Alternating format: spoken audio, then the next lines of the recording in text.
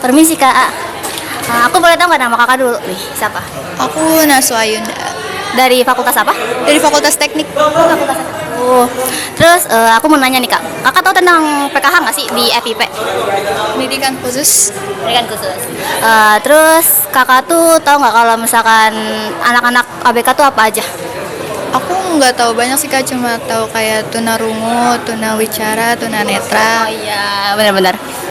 Tapi tadi kan menyebutinnya pakai kata tunanetra, tunarungu gitu-gitu kan.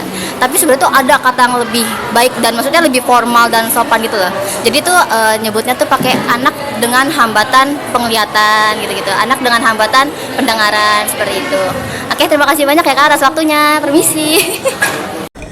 Halo, permisi Kak, boleh minta waktunya untuk mau tanya-tanya sebentar? Boleh. Oke, kenalin aku Namira. Sebelumnya perkenalkan kakak dari namanya siapa dan dari prodi apa? Aku Lala dari Prodi Pendidikan Tata Boga.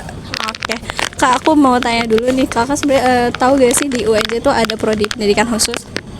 Aku tahu. Kalau dari yang kakak tahu nih, prodi pendidikan khusus tuh apa sih?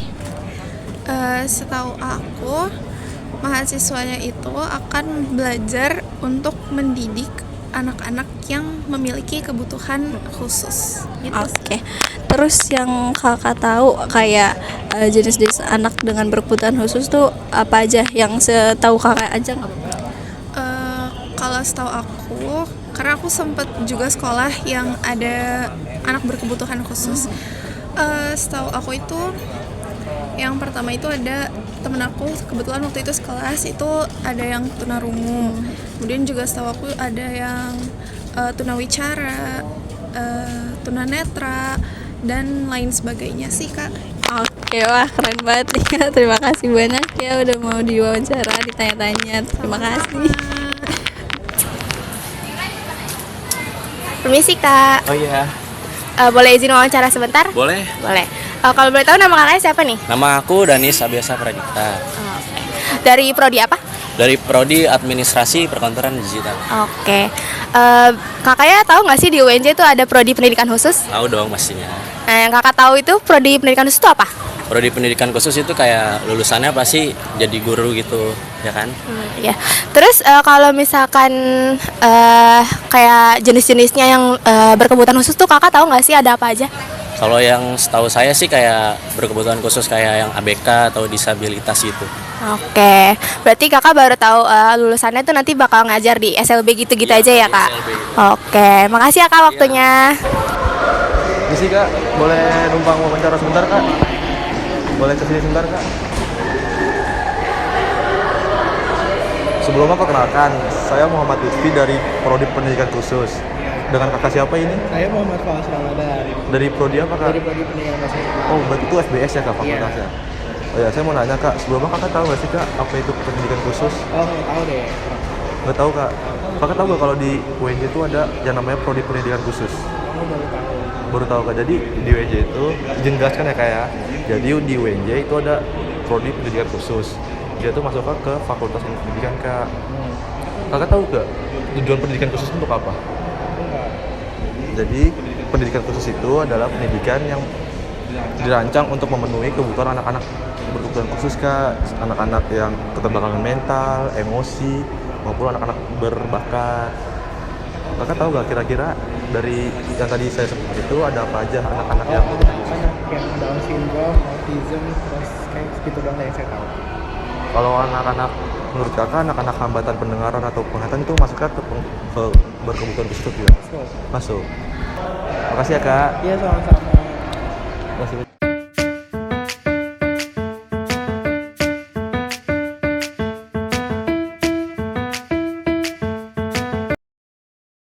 Oke, selanjutnya kita akan bahas pendidikan khusus. Apa sih pendidikan khusus? Pendidikan khusus adalah pendidikan yang diselenggarakan untuk memenuhi kebutuhan anak-anak berbakat dan anak-anak yang berkebutuhan khusus seperti anak-anak autisme, anak-anak Down syndrome, anak-anak hambatan pendengaran dan penglihatan dan lainnya. Jadi tujuan pendidikan khusus adalah ingin menyetarakan semua anak-anak untuk mendapatkan pendidikan yang jelas dan secara merata. Jadi, anak berkebutuhan khusus ini dapat dibedakan menjadi 10 jenis hambatan, yaitu hambatan penglihatan, hambatan pendengaran, fisik dan motorik, emosi perilaku, autisme, ADD dan ADHD, LD atau learning disabilities atau kesulitan belajar, anak berbakat, hambatan intelektual, dan hambatan menjemuk atau ganda. Pendidikan untuk anak berkebutuhan khusus tidak diselenggarakan secara tunggal, melainkan ada inklusif, terpadu atau terintegrasi, dan juga secara sekolah khusus. 3 model sekolah ini memang tujuannya adalah menyetarakan pendidikan untuk anak berkebutuhan khusus. Tapi apa bedanya? Yuk kita cari tahu. Yang pertama, sekolah inklusi. Nah, sekolah inklusif atau sekolah reguler ini menerima dan melayani anak berkebutuhan khusus untuk belajar bersama dengan anak-anak lainnya yang tidak berkebutuhan khusus. Yang kedua, sekolah terpadu atau terintegrasi. Sekolah ini melayani anak berkebutuhan khusus dengan program kelas yang berbeda, namun tetap dalam satu sekolah. Nah, inilah yang menjadi jembatan sekolah untuk menuju ke sekolah inklusif. Karena dalam sistem ini anak berkebutuhan khusus tetap belajar dalam satu sekolah reguler. Yang terakhir, ada sekolah khusus atau sekolah luar biasa. Sekolah ini diperuntukkan bagi anak dengan kebutuhan tertentu karena kurikulum, metode, dan fasilitasnya sudah disesuaikan secara individual. Kalian tahu tidak sih kalau misalkan sekolah luar biasa terbagi dalam beberapa kode sesuai dengan kekhususannya, seperti SLBA untuk anak hambatan penglihatan, SLBB untuk anak hambatan pendengaran, SLBC untuk anak hambatan intelektual, SLBD untuk anak hambatan fisik dan motorik, SLBE untuk anak hambatan emosi dan tingkah laku, SLBG untuk anak berkelainan ganda atau duit tuna. Yang pertama, hambatan penglihatan dapat diketahui dengan diagnosa dokter dan mengetahui faktor penyebabnya apakah prenatal, natal, atau postnatal. Setelah mengetahui penyebabnya itu dapat dilakukan penanganan lebih lanjut sesuai dengan kondisi si anak. Yang kedua, untuk hambatan pendengaran dapat dilakukan dengan bimbingan orang tua seperti konseling untuk pemberian informasi dan mengetahui seluk-beluk hambatan pendengaran, pengembangan sosial dan emosional pada si anak, dan latihan mendengar dengan menggunakan alat bantu dengar pada anak tersebut.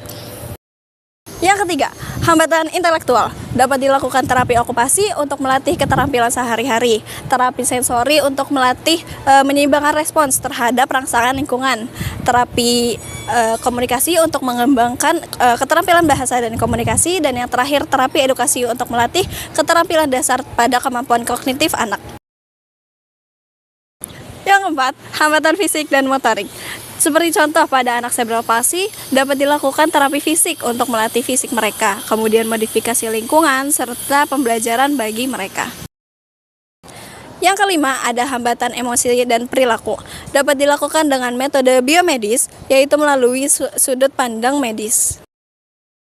Melalui metode psikodinamik, yaitu berfokus pada aspek psikologi anak. Metode pendidikan, yaitu melalui pendidikan khusus pada anak. Yang terakhir ada dengan metode perilaku, yaitu membenarkan perilaku yang menyimpang dengan perilaku yang baik dan benar. Yang keenam, hambatan majemuk, yaitu disesuaikan dengan kondisi kekhususan pada anak.